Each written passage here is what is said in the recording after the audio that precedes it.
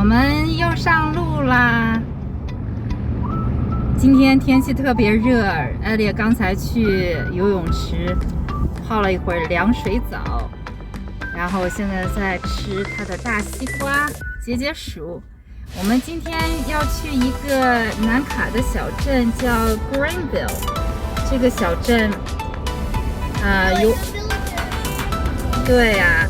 因为艾丽对军事很感兴趣，所以当妈妈看到有一个 military 的 museum 的时候，就赶紧定下。We do not charge admission. It's free. So if you enjoy yourself here, you think it's worthwhile, we love to have some donations. Yeah. We had to pay the electric bill and everything. Right. But we want to be here as a resource that everybody can use, particularly the young kids. For sure. So our target audience are veterans and their families and school-age children. That's right. So they need to learn about our history. As all countries, I mean, the young kids in Canada need to learn about the Canadian history. And the history in the whole world, right? Like we're all interconnected. So we are. We concentrate on 20th century. So we do not cover the Civil War. We do not cover the Revolutionary War. Other museums in the upstate do that. We do 20th century. So we start with the Spanish-American War. And in 1898, 1899, in downtown Greenville, the United States Army had a training camp called Camp Weatherly. It was only there for about 7 or 8 months. Then the war was over. And then in World War I, we had Camp Sevier on the north side of Greenville in the Greer. Okay. Okay. Oh yeah. Can you listen? Spartanburg had Camp Wadsworth, which was a big World War I training camp, and then in World War II, Spartanburg had Camp Croft. And then all the airfields were used by the military. So there's a lot of history in the upstate. In this area. Oh, I didn't know that. Oh, yeah. All right. So these are just some of our newer exhibits. We try to put stuff out right away and change things for everybody. Right. This is steel from the Twin Towers. Oh. So we're having a case made for it, but this is actual steel cut from some of the rubble. I see. We have one of our workers, actually Peter, who you were talking to out there. Yeah. He worked on the cleanup site for several years, cleaning all that up. So we'll make a nice case for it. That's very nice. Wow. And I like that they actually make it across, just like as a memory, right, for the people that we lost. Yeah, that's really cool. 48 star flag. Oh, okay. That's been back before Alaska and Hawaii came in. Yeah. When was that? 1959. 1959. Alaska came in, and about 11 months later, I think Hawaii came in. That made 50. Okay. So that is a 45 star flag. 45 star. I didn't even know there was the existence. Oklahoma, New Mexico, and Arizona were not in the Union during the Spanish-American War. They came in. One came in 1908, and the other two came in 1912. I see. Okay. All right. So there's the flags. So is there still like a lot of 45 star flag around, or it's very rare? We're trying to get a 49 star flag. Oh. For the 11 months that Alaska was in the Union, right? Hawaii wasn't there yet. Yeah. So we'll eventually get a 49 star flag. Yeah. So we start with the Spanish-American War. Okay. That's where it is. Like I say, it was a very short war, mainly fought in Cuba and the Philippines. Okay. And then it was basically over because Spain had overextended themselves. Yeah. But we did mobilize. Yeah. Back then, all the uniforms were wool. Summer, winter, spring, or fall, you got the same uniform. So it's even in the summer you have to wear like wool. Same uniform. Same uniform. So some of the equipment very rudimentary. At the time in 1899, that was a modern rifle. Okay. Craig Jorgensen. Yeah. Then we come into World War I. In World War I, this is a Model T Ford. It's an ambulance, right here. Oh, okay. And I now have a trick question for you. What is it? Who is this gentleman? No idea. There's some clues on there. Oh, really? What, Disney? Yeah. Walt Disney. So in World War I, the Army didn't have an ambulance corps per se, but they had the Red Cross Ambulance Corps. Yeah. So Walt Disney's older brother, Somerset Maugham, the author, Ernest Hemingway, the author, Ray Kroc, who invented McDonald's, they were all ambulance drivers. And Walter wanted to be with them. However, he wasn't old enough. He had to be 16. Okay. So Walter worked worked some Disney magic with his passport and became 17. Okay, all right. And he went into the ambulance service. Unfortunately, he developed influenza. So he was reassigned to another unit. Right. His original unit went overseas during the hostilities. Yeah. His new unit went over right after, so they're still cleaning up the battlefields and things like that. Right. But he got into it. Of course, you see, he has a cartoon on the side of his ambulance. Oh, he's passionate about cartoon to start at a very young age, right? So the vehicle itself, the Model T portion is genuine. Yeah. This is a reproduction. Okay. 6 years ago, this vehicle ran. Okay. Now the only thing that works is the horn. Now you get in there, they're starting to have a little bit more durability maybe in the fabrics. It's not wool necessarily. They're beginning to get into that. Right. The interesting here, there's a 75 millimeter shell. Well, there's a shell too. And what that's called trench art. Where the soldiers, they have time on their hands, they sit around and make things. Yeah. And so they take and I guess they made like a goblet out of it or something. That's really artistic. So, yeah. That's really cool.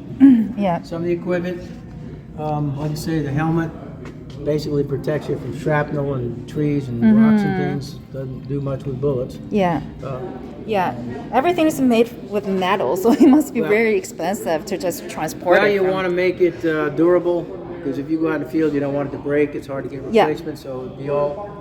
And there's a reason for this. Now, you see in the handle, they don't have it in the knife, and they don't have it in the spoon, but the hole in the handle of the fork. Right. So what you do is you put that over the handle here, the strap. Yeah. And normally your spoon and your knife would have holes too. Right. And then this one has a little hook on it. Right. And that way you can hold it all. You can dip it in boiling water and get it clean. Oh, that's interesting. And then you let it dry. Yeah. That's really nice. There's not a lot of frills, but it's better than lying in a ditch. Yeah, for sure. Of course, the ambulances were developed by the military during the Civil War. Yeah. That's when they first came out. So a lot of your medical technology comes from the military. Because they developed it out of a necessity, and then, that worked pretty good, so let's give it out to the regular hospital. Yeah. Back in the World War I, actually up through Vietnam, everything was done by hand. There was no, internet, no computers or anything like that. So all the reports and everything would be done by hand in the field, and then when it's time to go, you pack everything up, throw it on a truck or a horse or whatever, move to your next location, and then start doing business again. Wow. Even up during Vietnam. Yeah. And this is just part of the reproduction, or this is like original? Real. That's real. Now, what's in the drawers, I don't know, that's kind of iffy. This is probably pretty real too. This is looks like a journal. Two of the rifles that were used during World War I. Okay. Actually, both of them were also used in World War II. Except they modified the Springfield. That's the top rifle. That was modified. They changed the sights a little bit. It's kind of bad. rifle. It's easy. It's just a bolt-action rifle. Okay. But there's no recoil mechanism in it, so when you shoot, you know you've shot. Yeah. See? So there's a bolt-action rifle. They have their own characteristics, if you will. One is it comes back hard. But you take a well-aimed shot. You don't spray and pray. Exactly. Yeah. Are those really heavy? 9 pounds. 9 pounds. Okay, it's not too bad. This one weighs about 9 pounds. That one's more like 8. Oh, okay. Okay. I'll explain the medical here to you. Okay. Yeah. These are the patches of the units in World War I. Okay. And so this is actually the 82nd. Now it's the 82nd Airborne Division. But back in World War I, it was the All-American Division. It wasn't airborne. We didn't have parachutes back then. Right. But that's the same basic patch, and you'll see that over there in World War II as well. It's interesting. They had a gas regiment because we had poisonous gas in World War I. Yeah. Balloon service. Right. So where do the patch those? Those would go on your shoulder. On the shoulder. Now, okay. normally in today's vernacular, the unit you're in, you put on your left shoulder. Oh, okay. But if you were in another unit, maybe 3 or 4 years ago, in combat, you put the combat patch on your right shoulder. I see. So you could see a man wearing 82nd on this side, and maybe the 5th Division or the 25th Division on this side. Oh, okay. But those are all handmade, right? No, they're actually manufactured, but it's very rudimentary. It's not like today's stitching. Yeah. It's and you can see, like, on this one here, what am I looking at? All right. Here's the first division. It's wool. Oh. And there's the second division. And then when you see the newer ones in the Second World War, you'll see the technology is caught up where they can stitch better. Pretty much, he's got all. This was just donated recently, probably about 6 months ago. Oh, okay. Family donated that whole collection to us. Oh, wow. Very amazing. Very comprehensive.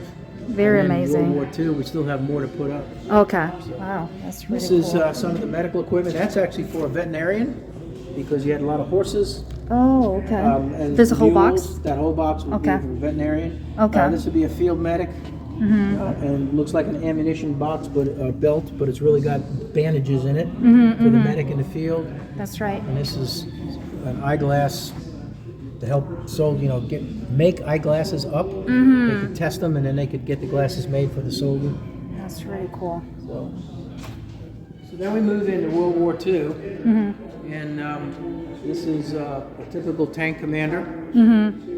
Wearing overalls, helmet, very much like a football helmet. Yeah. There are no soft areas inside of the tank. There's nothing soft inside of the tank. So if you hit your head on the side, it's going to hurt. So you put yeah. the helmet. Yeah. He's got his intercom. He can Yeah. talk to the driver. He can talk to the gunner, tell him what to do and everything like that. Right. Yeah. Is this only for people in the tank, or this is like pretty much the This would standard be uniform? more for the tankers. The infantrymen did not wear coveralls per se. They would wear a two-piece uniform. Okay. Of course, he doesn't have a pistol belt or anything on right now. Right. Because it's over his shoulder. He'd probably have that stored. When he got out of the tank, then he'd put that on. That's right. But inside the tank, you need freedom of movement. Okay. This actually belongs to Bill Klein. He's one of our members. Okay. His dad was company commander in the 758th Light Tank Battalion. Light Tank Battalion, right. Yeah. And it was an African American unit. So it had white officers. Oh, okay. And these are pictures that he took because he traced his daddy's unit, how they went up the western side of Italy. And he traced it. And it took him about 3 weeks. There's some more pictures of his dad. What Bill did is when he traced his father's route, he tried to take pictures in the same place today, before and after, like. That's So amazing. that's the one there, and then Right. and there's those mountains in the back. Yeah.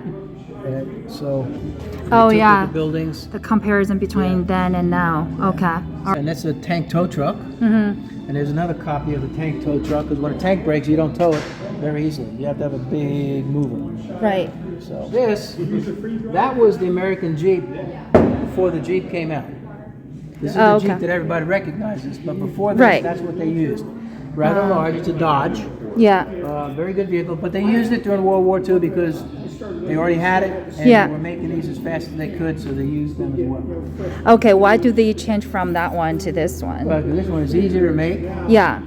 It's lighter, it looks lighter. It's lighter, you can get everywhere you want it to get. Yeah. And it's just a little bit better, I guess, a little bit technologically advanced. Right. But this was used too during World War II. Yeah. Because they didn't get rid of them, they just used that.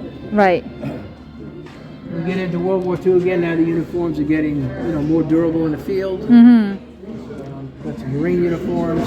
These are the 40 millimeter for the 40 millimeter quad 40s on the ships. You can see them loading them in. Those two sailors just sit there, and all they do is just put ammunition into the guns, and the guns are going boom, boom, boom. Yeah, boom. yeah. So. I do see on the videos that sometimes, some soldier put ammunition in it, and it actually backfire at them. It could happen. It's a piece of machinery, so every once in a while it'll. Yeah, exactly. So it's very dangerous. I guess back then, from the uniform, people can very quickly distinguish, whether they're from their own people or, from the other side, you want, right? But now most everybody has gone to some degree of camouflage. Yeah. So if you're just looking at the camouflage pattern, you might miss it.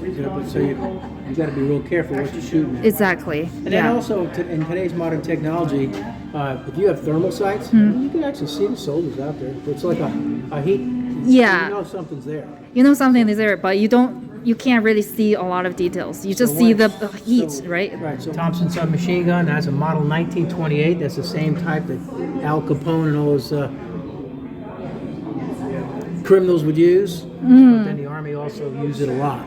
Oh, okay. A lot for your airborne. Tankers will use it as they would the More like communication technology. It looked like a first attempt at a walkie-talkie. walkie-talkie. And on a good day, when the sun was up and the wind was blowing in the right direction, you might be able to get a mile and a half out of that. Oh, that's pretty good. Getting uniform, the helmets, the net on top of the helmet so you can stick twigs and leaves in there to break up your silhouette. Yeah. That's the M1 Garand rifle. Very famous rifle, and General Patton said that was probably one of the best inventions of World War II. Fired an 8-round clip of ammunition just like that in there. You just and on the last round, the bolt would stay back, the clip would come out, and you can put another one in right fast. And what about the other one? How many ammunition? That had 30 rounds in it. 30 rounds. And it was the 45 caliber ACP, just like the Thompson, and just like the 45 pistol. Fired the same bullet. I see. Well, what about the shooting range? Are they similar? Well, the rifle obviously could go out several hundred meters. I mean, a good rifleman at 800 meters, he can probably still hit you. These are much closer. Very good for maybe fighting inside urban terrain, inside a city, inside a village, because you don't need to shoot far. Yeah, but it's really fast, right? Like, well, it's automatic. Yeah. But remember, when the faster you shoot them up, then the faster you need to be resupplied. That's true. And the resupply might not be there. Yeah. So you got to be judicious. Yeah. Yeah, that's true.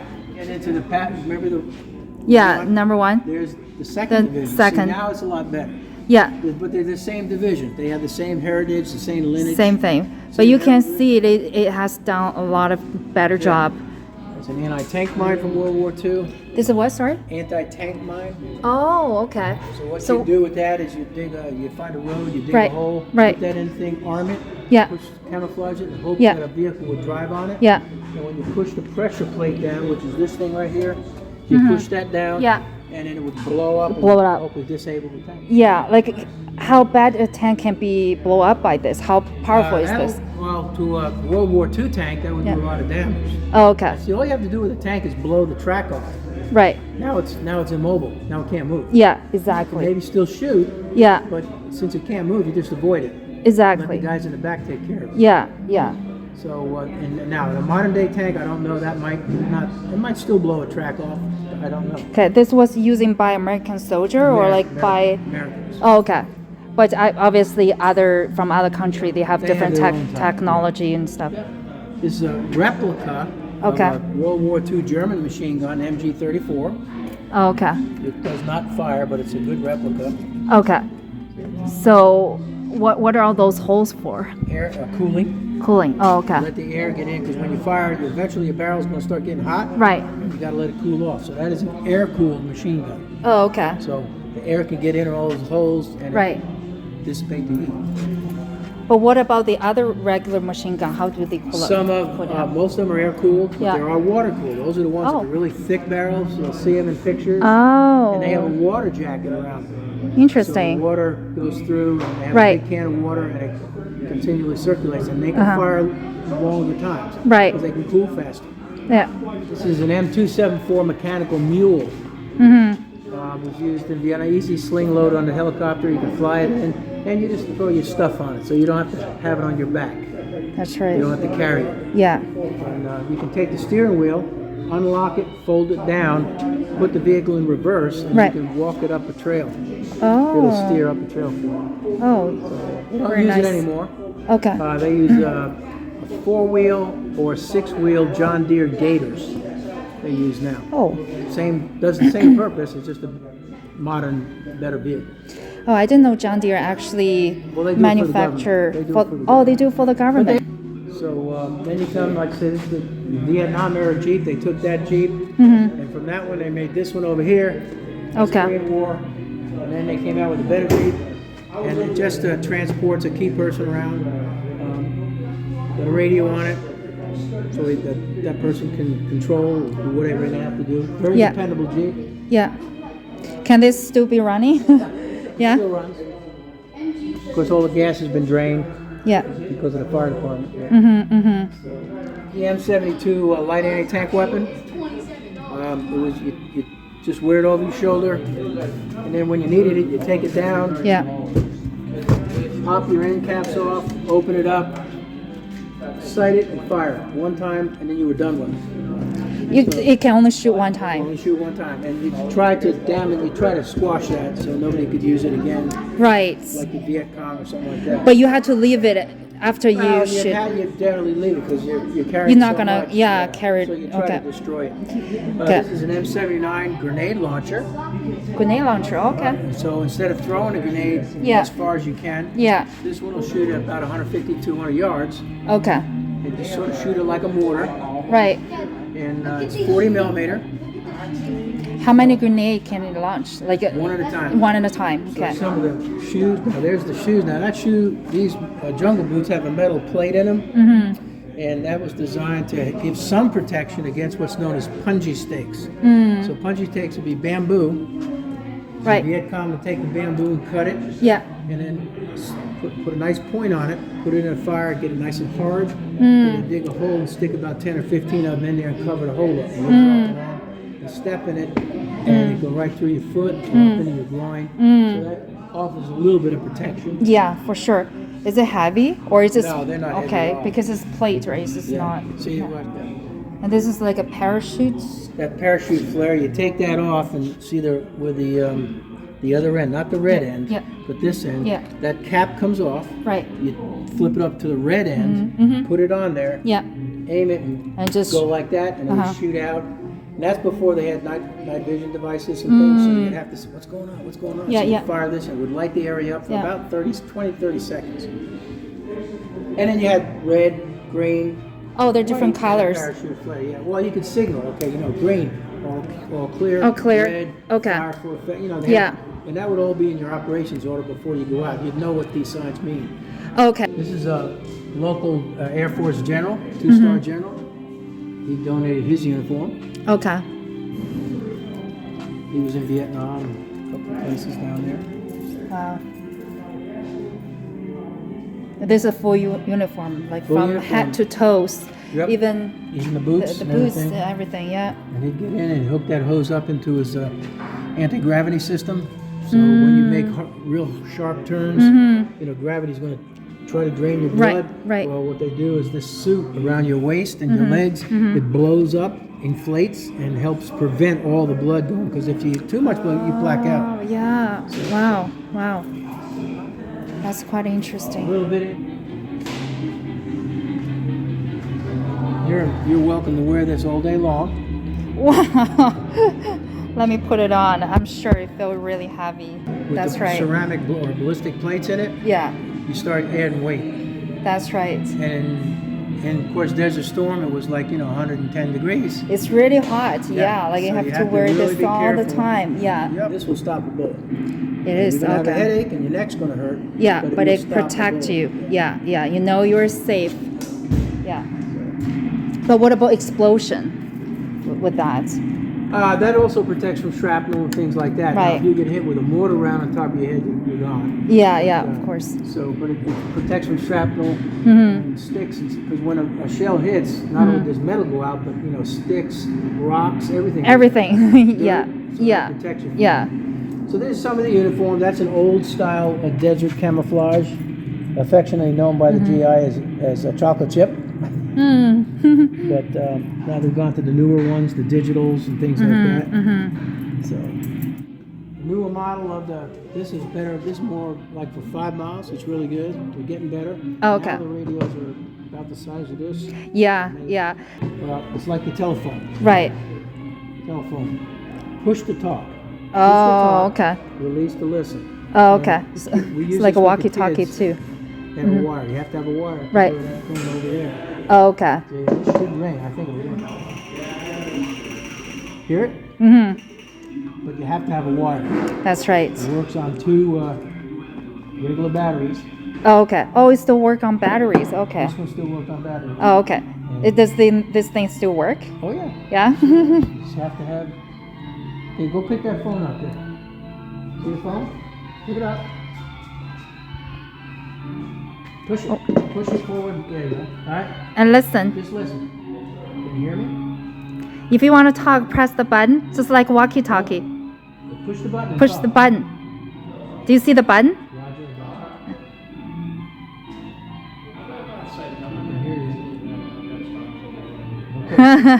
Yeah, just like walkie-talkie. Just have to have a wire. That's the only thing. That's really cool. Did you hear me say bringing the guns? Is a World War II half-track. Basically just a battlefield taxi cab. Get troops from one place to another. This is a command vehicle. Then they had a quad 50 with 450 caliber machine guns for anti-aircraft. They had a 57 millimeter. Had a medical. They had a mortar track. Is there a top part? Did you guys put a canvas cover over it maybe? Oh, okay. That's about all. Okay. I mean, and this is dressed out to be a command vehicle. It's got several radios on it. It's got the 50 caliber machine gun on a ring now, so that'll go 360. Okay. On the back, they have an A6 machine gun, A4 machine gun. Local close. Right. There's some armor on it. That's armor plate. Yeah. And then you can close up. Right. You can put this up if you want Yeah. and get it sealed. The front armor's a little thicker. But, Must be tricky to drive because the front windshield is really button small. top. You gotta watch what you're doing. Yeah, exactly. This thing is so high.